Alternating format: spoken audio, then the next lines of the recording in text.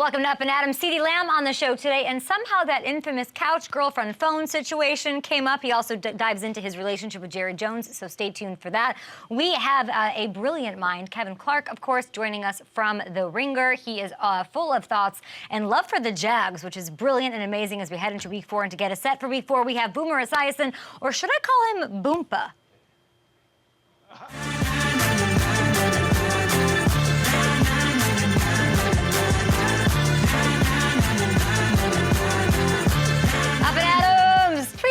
At Up and Adam Show. Lots to get to. We've got underreactions. I'm going to give the Jags some love, too, because you got to do it while they're hot, while they're playing well. Very rare that they go to the AFC Championship, as they did several years ago, more than several years ago now. So we're going to give them their love when it's due. We've got a big Thursday night matchup between the Dolphins and the Bengals in Cincinnati. Those white helmets, I believe they asked me for an address, and they might be sending one of those brilliant white helmets to put back here. I don't know which one I'll have to knock off. Probably the Chargers, who just keep charging. I mean, I love them, and I know it's just injuries, but I'll probably have to knock off the No, maybe the Bears. Well, the Bears are winning. They're 2-1. Bad team, but 2-1. Got good quarterback play. We'll get to all of this in just a little bit. We have to bring in a very special guest. Week 4 is upon us. He is an NFL Today analyst, 1988 NFL MVP, and host of Boomer and Gio on WFAN in New York City. Boomer, how are you? I'm doing great, Kate. Thanks for having me on. It's great to finally meet you after all these years of you working in New York and working with my buddy, Nate Burleson. People may not believe this, but this is the first time that we're actually talking. So it's finally great to meet you. It's so true, and it's amazing. How is Nate, and how is working with him? Is he not the best? He really is the best. He brings out the best in all of us, and I think you could probably attest to that. He's hilarious. He's up on all the pop culture that we need to be up on these days. And I will tell you, he knows his football, he knows his news, and he's multidimensional, as you know. I don't know how he does it. I mean, you are busy as heck as well, so thank you so much for taking the time. It is honestly an honor to have you. We're going to dig right into it. But first, you're saying he's hilarious and knows pop culture and makes you laugh. This made me laugh. What is this? What is this? Happy Father's Day. This is from your daughter, of course, Sydney, to Winnie's dad, yes. And Boompa. Give me the story behind Boompa. Well, you know, I have a radio show here in New York, and one of the callers called in as we were discussing what I was going to be called when Winnie was born, and he suggested that they call me Boompa as opposed to Grandpa or Gramps or anything like that. So I adopted it, and I love being called Boompa, and little Winnie is now 2 years old. I have Casper, who is also going to be a year come Christmas Eve this year. It's Gunner's son, and I have another one on the way, or I don't have. My daughter has another one on the way, and I'll be a grandfather 3 times over come November 1st, hopefully. Boompa times 3. Congratulations to you. And I really appreciated this tweet. Whoever shows up to date this princess better have their blank together, which I just really appreciated. Well, just think her dad plays for the New York Islanders. I don't know if you know that. And he is the enforcer for the New York Islanders. So there's 2 of us now that are enforcers in Winnie's life. Well, good luck to Winnie. That's all I have to say to her. Okay, let's get into some of these NFL storylines. Boomer, so happy to have you. You're one of the leading voices in New York media, so let's start there. The Giants lose one. They can't get wins in this division. Can you be specific on what is the problem? Why can't they get there? Well, the last 6 or 7 years has been inconsistent. They're always changing at the top, changing coaches. Now they change a general manager. They came in, they turned over the roster. They have salary cap issues. They are the least amount of money spent percentage-wise on defense. They're trying to do it with young kids and an interesting defensive coordinator in Wink Martindale, who's very, aggressive, and that means that leaves a lot of people out on an island on defense, especially when you don't have top-end players. The other aspect, too, is that Daniel Jones doesn't seem to be... Oh, no. Oh, no. Oh. For your Giants. He's a nice player. He's different. I wouldn't be... He's not here next year. And I wouldn't be surprised, and think about this for a second, if Saquon Barkley continues to do what he's doing, if he's not traded by the trade deadline. And that's a serious thing that I would think that the Buffalo Bills would love to look at and make it the Giants possibly. Whoa, did you just, I don't know if your Zoom glitched because we have a bad connection. Did you just say Saquon Barkley could potentially get moved to the Bills? I don't love a super team, Boomer. I don't love that. Yeah. Well, you know what? Saquon is probably as good now as he'll ever be in the NFL. His first couple games here, he's redeemed himself in my eyes anyway. He's running hard, lowering his shoulders. You can see the burst his back and his legs. Why would the Giants keep him? I mean, especially if you can get a reasonably good draft pick. Now, there'll be a compensatory pick for him if he leaves via free agency next year. The highest that could be would be in the third round, assuming that they don't replace him with some other sort of free agent and spend the same kind of money. That the way that they do that is kind of interesting in the offseason. But, right. If the Bills would love to have a top-end running back and give the Giants a second or a third-round draft pick, wouldn't you? You'd have to consider it if you're the Giants. A second or third-round draft pick for Saquon Barkley. I had not even thought or put this together. Boomer, you are the man. But when it comes to Daniel Jones, how does the saga end in your eyes? On another team. They're not going to pay him. And I haven't seen in the first couple of games, I haven't seen the growth that I was hoping to see under Brian Daboll. But then again, they have all sorts of problems at wide receiver. They have injuries. Kenny Golladay hasn't fit in for whatever reason. Right. They have no presence at tight end. They're devoid of major talent. So it definitely impacts him negatively without question. But the thing that I see, and I think most people who watch quarterbacks and who played the position understand that you have to have like a sixth sense about you when you're on the field. And sometimes I feel like he locks on his one receiver, can't find his second receiver. And by the time he even gets there, he ends up getting sacked or ends up taking off running with the football. So it doesn't seem to me that this is going to be a match made in heaven for him. I have a very New York question for you. It's very Vinny from Metuchen calling in, first time, long time. Okay. Which New York team returns to the playoffs first, Jets or Giants? I feel like the Jets will. That doesn't mean that they're going to do it this year. It may be next year or the year after that. And obviously, the $50 million question in regards to the Jets is whether or not Zach Wilson is the real deal. And we may not find that out until the end of the year. Now, he's supposed to play, I believe, this week against the Steelers. He's got two backup tackles playing against one of the best pass rush teams, even without T.J. Watt, and a very difficult 34 configuration to try to block with new guys that haven't been out there with you. It's a recipe for disaster, but, he has to get out there and play it, and they got to find out whether or not he can do it. And this is a good way to find out, how tough is he and can he stand in there against the Steeler defense? I'm loving this analysis. Boomer Esiason gracing us with his presence on Up and Adams. We love it. Let's get into those Bengals, who I love. Big one to kick off week 4 tomorrow night at home. The whiteout, all of that. It's exciting. Facing an undefeated team. They got a win in the Boomer Bowl last week, right? Getting a win over the Jets there in week 3. But the 15 sacks. Here's my question. How is the offensive line and the pressure that he's getting affecting the way he approaches the game? I'm talking, we're hearing, he's skittish. He's not confident. He's, not moving the same. What are your thoughts there? Well, he's certainly not skittish. I remember that word when it was attributed to Eli Manning, before he went on his Super Bowl run. But that's not Joe Burrow. Joe Burrow's got guts. He'll stand in there. And we all talked about the offensive line and how it was going to be improved simply because they spent money in the offseason and maybe had one of the best offseasons in terms of the draft and, of course, the offseason signings and free agency. But, I think a little bit of his problem is, Joe Burrow's problem is that he holds on to the ball and he wants to make the big play. But, last week, as they were heading into the Jet game, he pulled a page out of the playbook of Aaron Rodgers and said, everybody just relax. We're going to be fine. That's the kind of confident leader he is. And I think he is going to be fine. I think he's going to have a huge game against the Dolphins on Thursday night. I love the fact that they're wearing those white uniforms and the white helmets. I wish they had them when I was playing back there. And I heard you saying that they were going to send one to you. Yeah. They don't even send one to me. I beg. How come I can't get one? I'm like so thirsty. You have to be more thirsty, Boomer. Nate and I are the same in that we're like, can we have that? Can I get that? I need it. I begged for it. It would look great. What are we looking at? Is this your office back here? I got a Tom Petty album. What do you got back there? You know what? This is my office. I got a couple of nice cover shots of me and Gunnar, my son. I got a beautiful Wounded Warrior jersey from Under Armour up here on the wall. Amazing. I got a down here behind me. My jersey made it all the way to Afghanistan.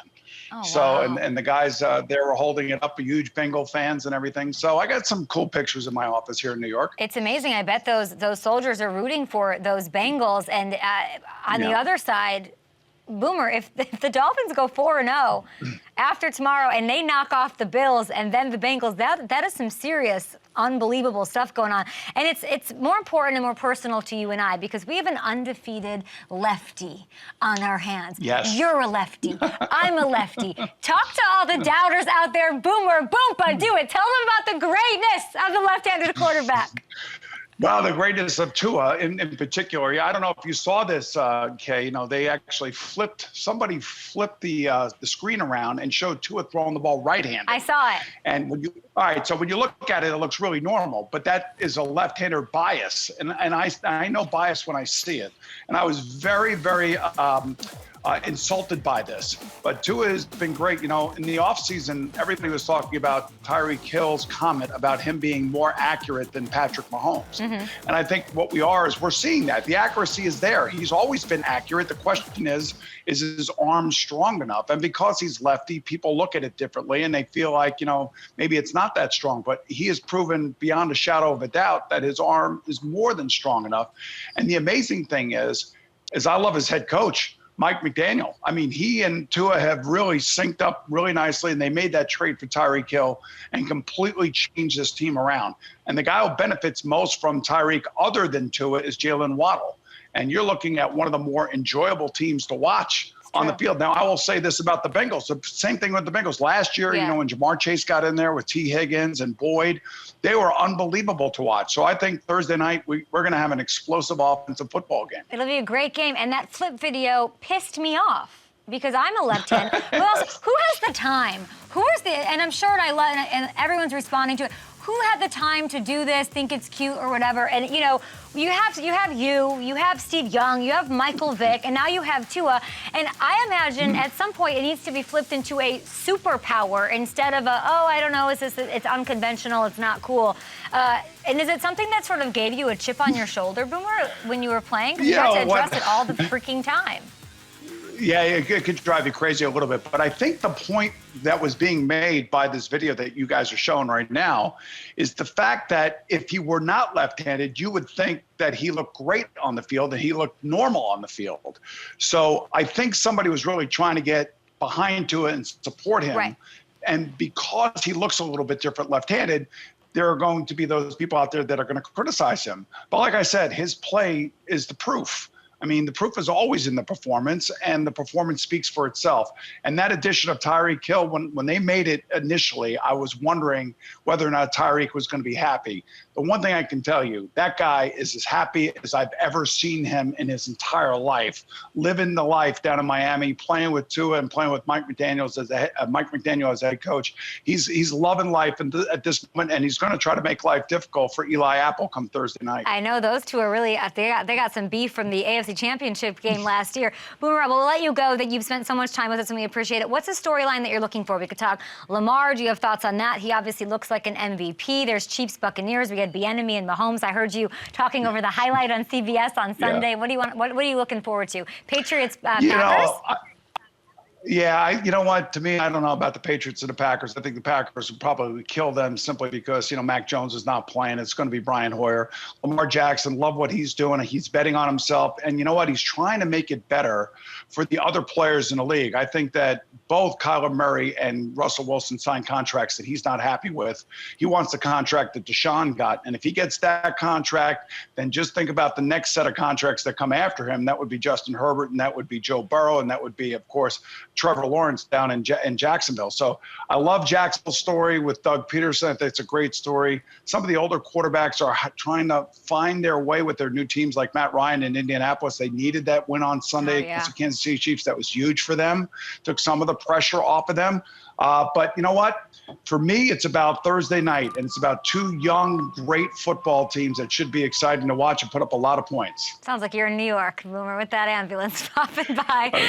What can I tell you always? Am I right that did you pick the Bengals to represent the AFC again this year? I did. I'll give you a chance to back off of it. I'll give you a chance right now on Up and Adams to say, okay, let's switch it out.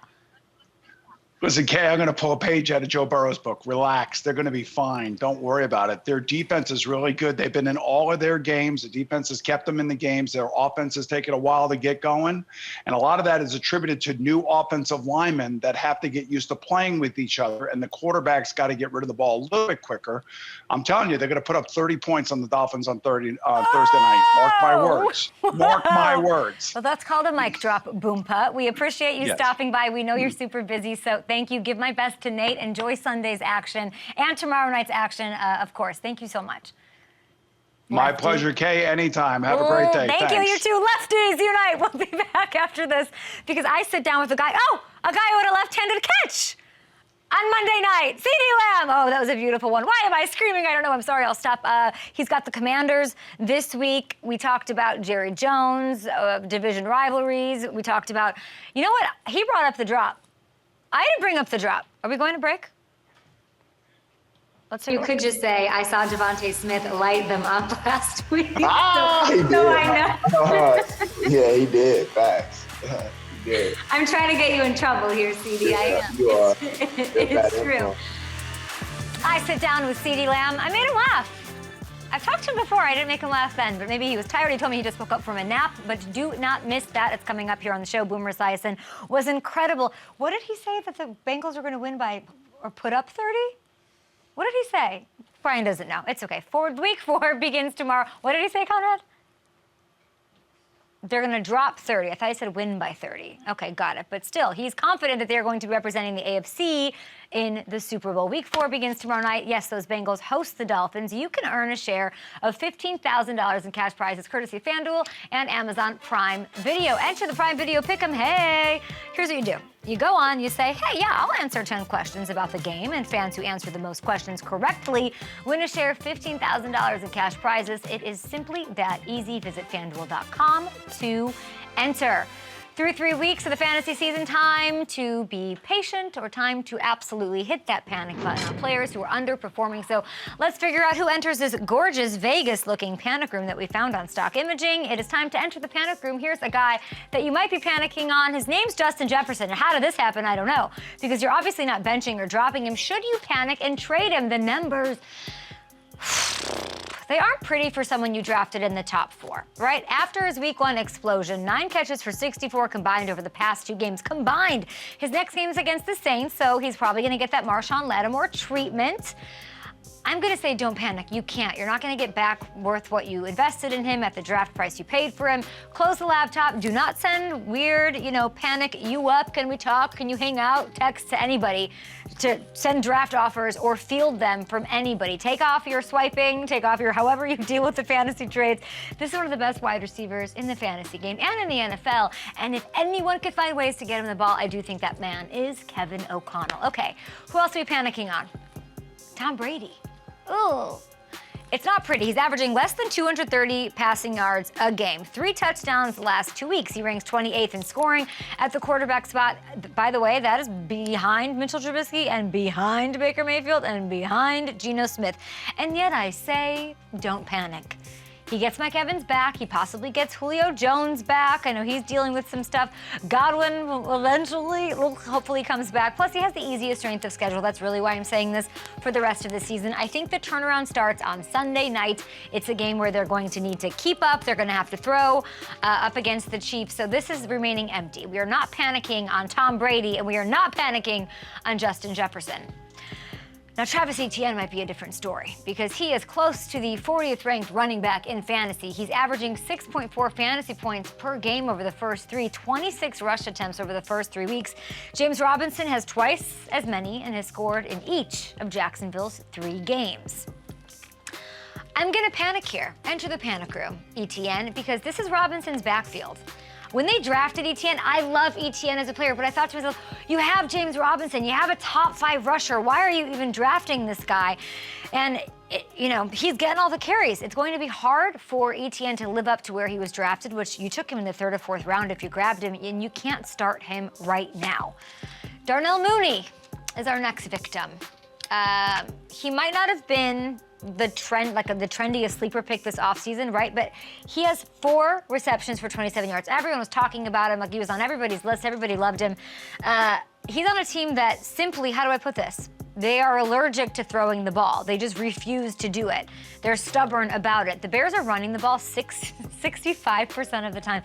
That's insane. So I'm in full panic mode here, okay? Good. Running backs, you're in the panic room. Honestly, Mooney is droppable at this point, so there's a wide receiver to join ETN. He's out there. I'm gonna say, and I said this on waivers yesterday, I would drop him and pick up, hopefully he's available, Romeo Doubs instead. If Romeo Doubs is out there lingering, hanging out, that is somebody that I would grab instead. So ETN, and yes, we should have this as an animation. They actually like go in, they sit down, there's a picture of them that pops up creepily. Or I could just old school like tape it on here and they could just hang out in here. That might be cool. But there it is. There's your panic room. Coming up, we have senior football writer for The Ringer, Kevin Clark, joining the show. My underreactions to Week 3, and then my sit down with CeeDee Lamb. It's all coming up right here. Boomer says the Bengals are going.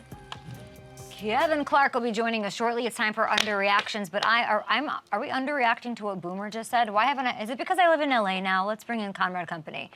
I'm used to hearing these sort of takes. Trading Saquon for a second, and what is he worth? A second or third round pick? Is that what Boomer Esiason told us? I mean, that is what Boomer Esiason just told us. A second or third round pick for Saquon? He was just a top 5 pick 2 years ago.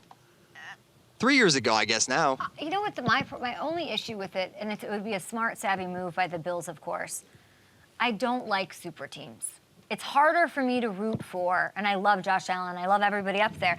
It's harder for me to root for those teams that, like the Ram squad. Like, it's just, I prefer an Eagles, Sirianni, underrated, unheralded. It's why it's easy for me to root for last year's Bengals or, you know, the Chargers or the last time the Jags went to the AFC Championship game. Can I push back a little bit? They might do again. Can I push back a little bit? What? Do you know how much fun it would be for Josh Allen, Stephon Diggs, and Saquon Barkley to be on the same offense? I think why am I obsessed with an underdog? I have to talk to my therapist about that, huh? I mean, like, why am I not? I can't root for that. First and foremost, can I get that therapist number? Because No, I feel I feel like I think I need one as well to talk about the same things. But who doesn't love a great underdog story? That was actually really great. That's the first time I've heard anybody say that.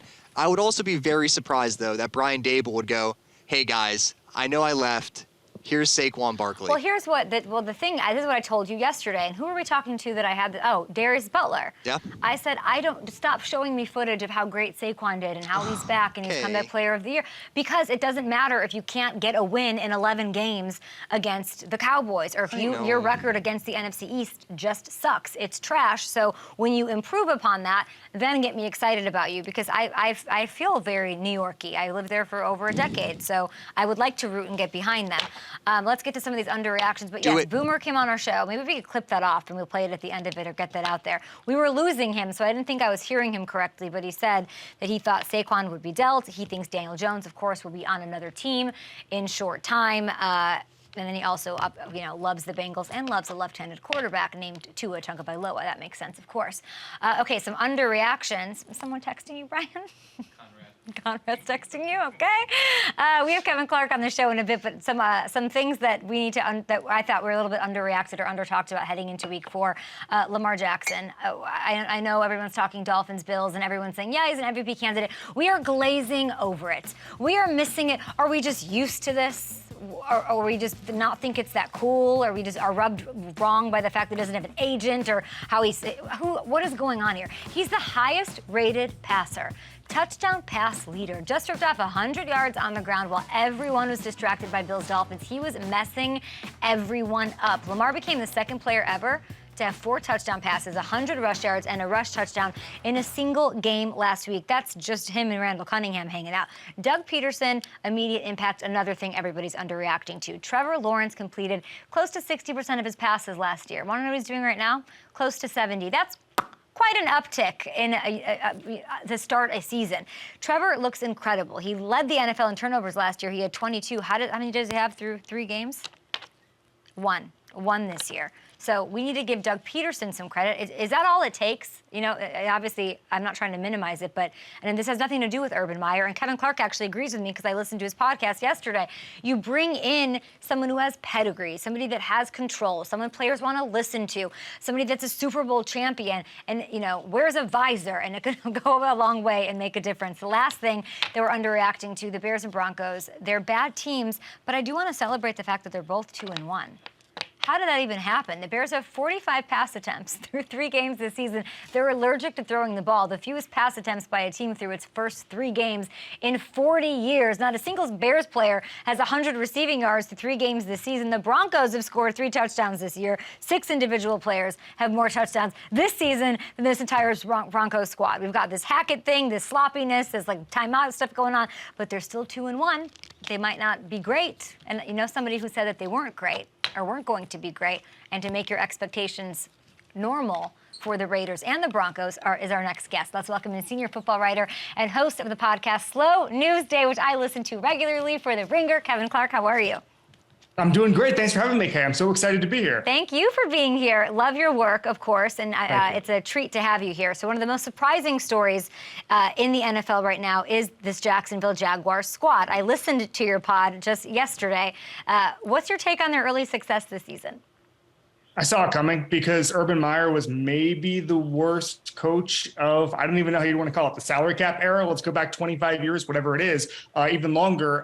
It was addition by subtraction to get Urban Meyer out of there. And the fact that Trevor Lawrence looked like, if you watch the tape, don't look at the stats, watch the tape, he looked like a top 15 quarterback last year. That to me signaled that there was going to be progress. And yeah, they overpaid for Christian Kirk and other GMs were mad and all that stuff, but they improved the roster. And so I wasn't surprised when you look at Doug Peterson's history.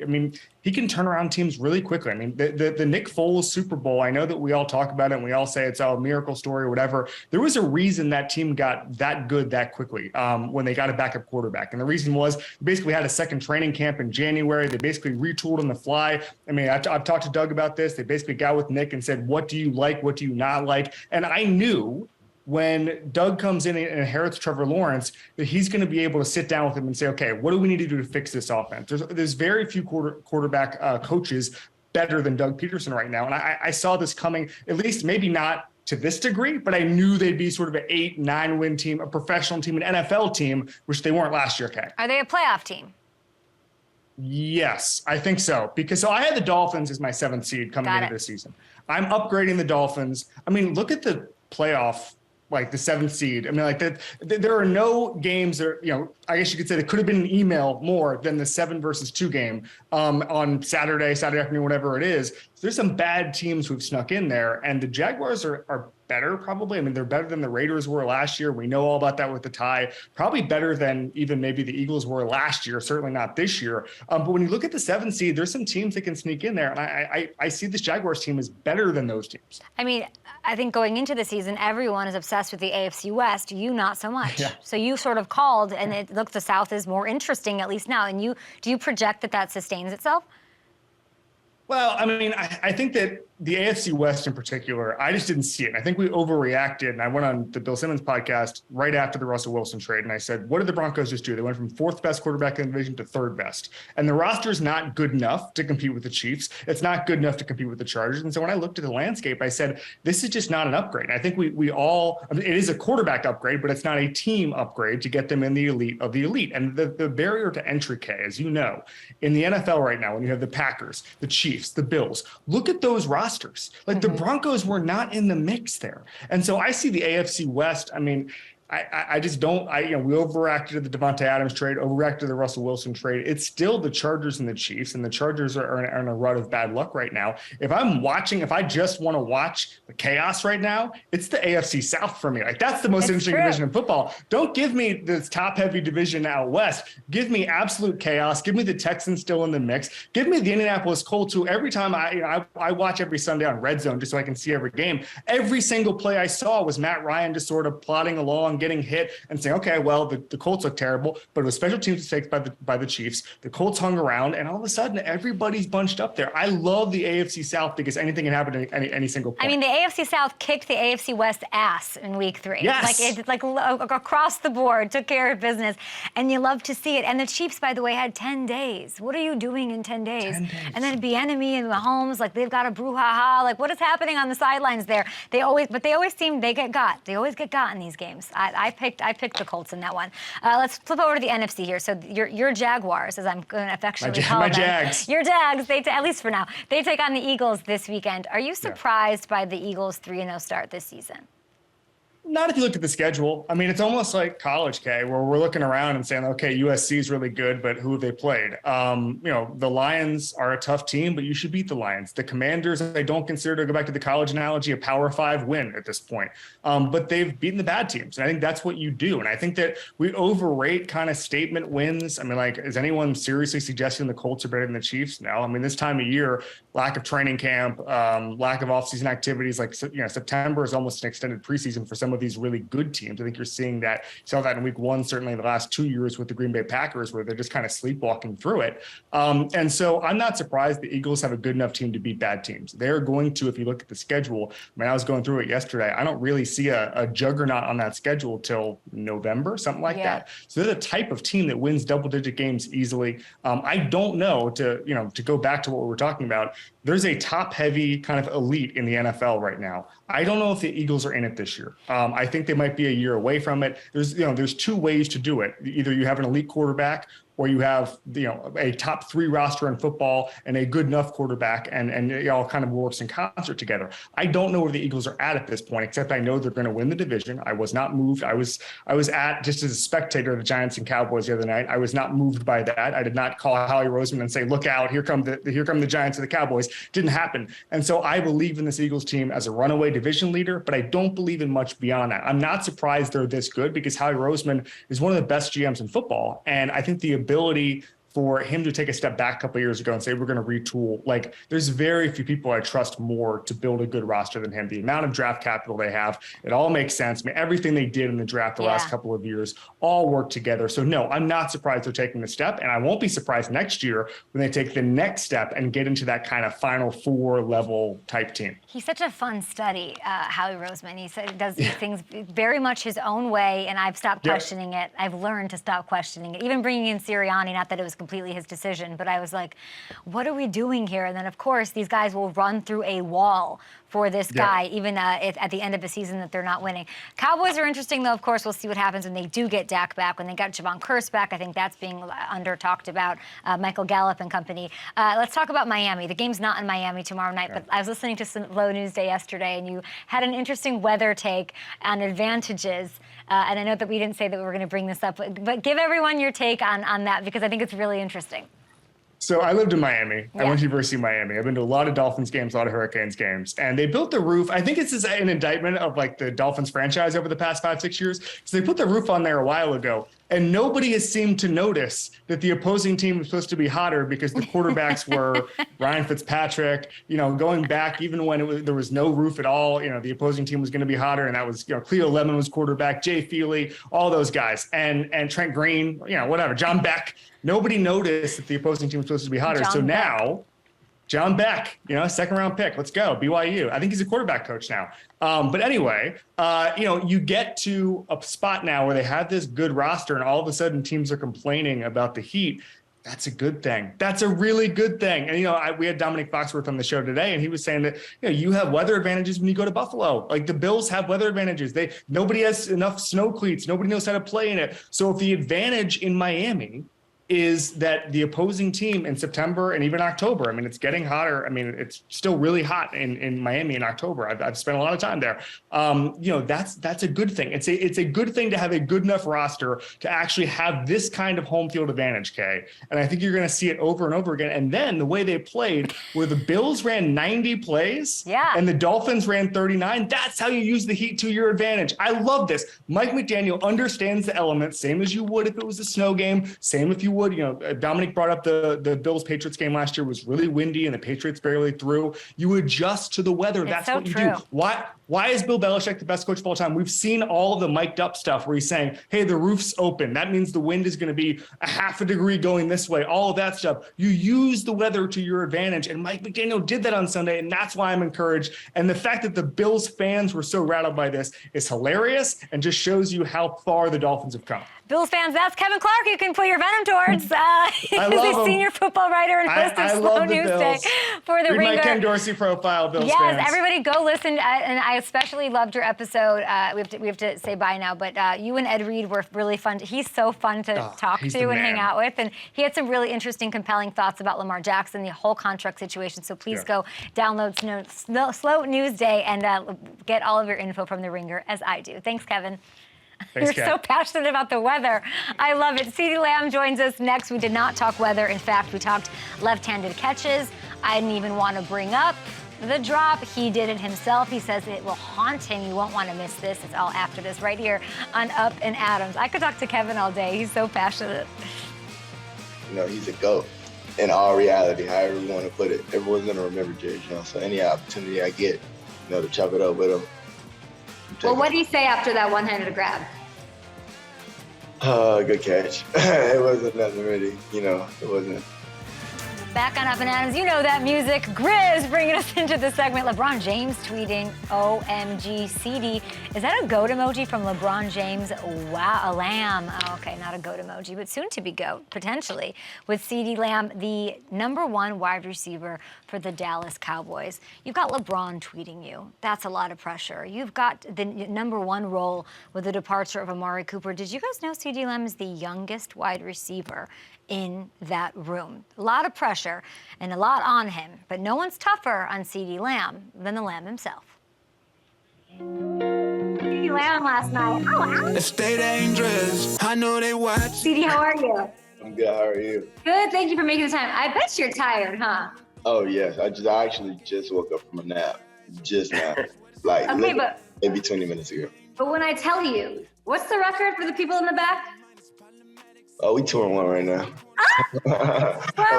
And you had the play of the game. Take me into that one-handed catch, which I think deserves extra points because it was left-handed. Right, yeah. Offhand, most definitely could get an extra couple kudos points, but no. It was a crazy moment for me. Obviously, a defining moment, understanding the situation that happened in the first half with a drop pass. Wasn't used to that. That was not how stuff was supposed to go, but everything kind of happens for a reason. I'm a firm believer in that, and I got the second opportunity in the fourth quarter to win the game. So CeeDee, I wasn't even going to bring up the drop because it doesn't matter because you had the catch, you got the touchdown. The fourth quarter was yours, and it was such a bounce back. So is it safe to assume? Because I really wasn't going to bring it up. Does that haunt you, and will that haunt you anyway? Yes, it does. I hate, honestly, dropping passes has never been a thing for me, but until, I got here in the league. So obviously it's something I need to work on. But just being more consistent, for the team. Obviously those guys had a lot of, trust and faith in me throughout the game and kept building me up throughout halftime and everything. No one is a bigger critic on myself than me. So I was very hard on myself throughout the halftime situation or whatever, but just getting back into the game, getting back in my element, and Kel helped me find my groove again. I was talking to Darius Butler about this today. How do you do that? What goes through your head at halftime that you can turn it around? What's your process? Honestly, it's just kind of getting back to square one, understanding who you are as a person and what kind of got me here, and just not trying to make chasing big plays, if you will, just kind of letting them come towards me and just doing everything that I have to do leading up to the big play, if you will, and just making a routine play, doing what we got to do to move the chains and everything take care of itself. Yeah. Here's what you're supposed to say. You're supposed to say, I went in the locker room, I grabbed a body armor, I shook it up, I drank it, I chugged 5, and I went back. I got my superpowers, most definitely. Tell me why, you're a Dallas Cowboy. You were wearing that number. You are a star in the National Football League. You showed it last night in the bright lights. Why does a star like you want to partner with body armor? Hydration is the biggest part of, my recovery process, and just honestly, just throughout, just being in the league, understanding how important hydration is between water and, Body Armor, the juice that I've been drinking, strawberry banana, that is. That's Okay. favorite one. It's definitely been helping me, loosening my muscles throughout massages, kind of helping my body just, speed up the recovery. So Body Armor does a great job of just helping me make that an easier, process, and being able to go out there and make one-hand catches. And you did it left-handed, and you got the win there. Was it a better, let's see, what was a better catch? You're not gonna like this question. What was a better catch? Monday Night Football against the Giants, or you catching your girl with that phone? Monday night, for sure. I don't know, because that catch on draft night, that was smooth. That was anticipation. You had poise. You were calm. I don't know. I feel like the stage was a little bigger, on Monday. No, it wasn't. No stage was bigger than the draft stage, but I appreciate you even answering the question, and that's why you are a real one. You must cheer for Michael Irvin a lot, huh? Yeah, I do. That's my boy. Is it texting? What is it? Text, call, however we do it, link up. It doesn't matter. And anytime I have a question or, anything, football related or not football related, Mike has been there for me, ever since I got drafted. So. He says, CeeDee, that you guys are stealing wins without Dak. Do you agree? I do. It's just like, I feel like a lot of people are counting us out because we got Cooper Rush. And then, we're missing our star left tackle, but we obviously have a young star in Tyler Smith. Just understanding that we play together as a unit. We can form this bond throughout whoever, we're still missing pieces. I feel like a lot of people have been counting us out just because we're missing important pieces. Yes, we are, but like as a unit, we've learned to grow together, play together, and then let our play style just take over the game. And then as we do that, we're continuing to win. So yeah. Do you feel the pressure? I know, and Cooper seems like he's that guy, and he's poised, and it's awesome. Do you feel you're the youngest wide receiver in that room, aren't you? Most definitely. Is that and now Amari's gone, and it's you. It's me. How do you feel about that? It's a very surreal moment, most definitely. But I mean, I take it on as any challenge, just as I do any other day. Wake up, attack, and then prove to myself and prove to the ones that's around me why I'm in the situation that I'm in at such a young age. Yeah. One thing that is very unique about your team is that you have Jerry Jones, this larger-than-life figure who everyone just listens to every word he says. What type of personal relationship do you have with him? It's actually growing, throughout the whole, since I got drafted. And then 2020, I wasn't able to really see him much. But 2021 as of last year, and then kind of this year has grown into this position in this role that he's put me in. I mean, the relationship can only grow in a situation like this. And most definitely a cherishable moment last night. And then talking to him again last week against the Bengals, a very proud moment for me, having a one-on-one with Jerry Jones. What happens in those one-on-ones? Does he find you? Not really. It's not really anything, big. It's just having the opportunity to chop it up with, he's a GOAT in all reality, however we want to put it. Everyone's going to remember Jerry Jones. So any opportunity I get, to chop it up with him. Well, what do you say after that one-handed grab? Good catch. It wasn't nothing really, it wasn't. I think because he has bigger expectations for you down the line, and you guys are looking really good. You have the Commanders this week. I know you're too good of a player to overlook anyone. So what are you looking for in this matchup? Taking it 1 week at a time. You gotta let our play style do the talking. And at this point, I feel like we're kind of starting to get an edge for finding ourselves, if you will, or how we're gonna be. How we're going to attack other opponents, if you will. But just going out throughout this process, I mean, it's phenomenal because you kind of finding out who you are as a team. And then, what do you we all know what the end goal is, but, the type of trials and tribulations that it's going to take to get there, we're kind of going through them now. So it's a good answer. Or you could just say, I saw Devontae Smith light them up last week. He did. I know. Yeah, he did. Facts. He did. I'm trying to get you in trouble here, CeeDee. Yeah, I am. You are. It's true. Okay, again, tell me the flavor of Body Armor before I let you go. Strawberry banana. Strawberry banana. What are you gonna be for Halloween? You're already decorating for Halloween at your house? Oh yeah, nah, we got the whole decoration going on. If I could show you the whole crib, you would love it. Who's decorating? I got my brother did, and I had some help. It's September 20 something. Are you it's don't worry. We're very festive. We like to get the most out of our holidays. What will you be for Halloween? I don't know yet. I haven't decided. I got a month. What were you last year? Nothing. Nothing. Oh, you just like to Had be a like game. festive. Had a game. Oh yeah, that's true. Okay, well, I want you to nap, and then I want you to rehydrate with body armor, and I appreciate your time.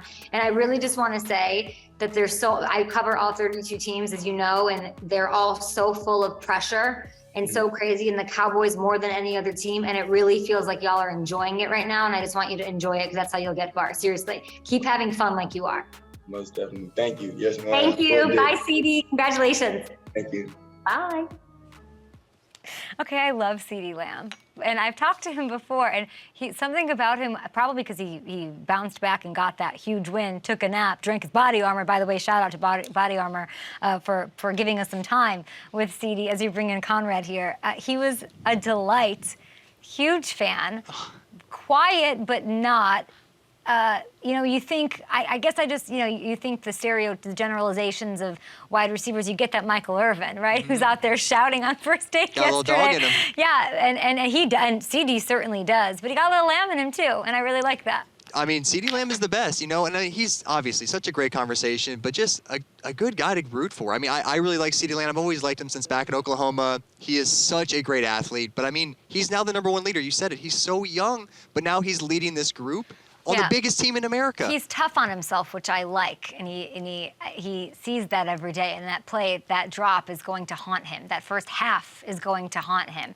I would also say this man has his ish together, because I am sitting there in an empty Hollywood home without any furniture. We got to get you furniture. The echo chamber of I've been here a month now, and this man is fully decorated for Halloween. He is a month in advance. I am a month behind. So CeeDee, I am now inspired by you to get my stuff together, which I will do in short order. Okay, we've got more Up and Adams up ahead. Don't go anywhere.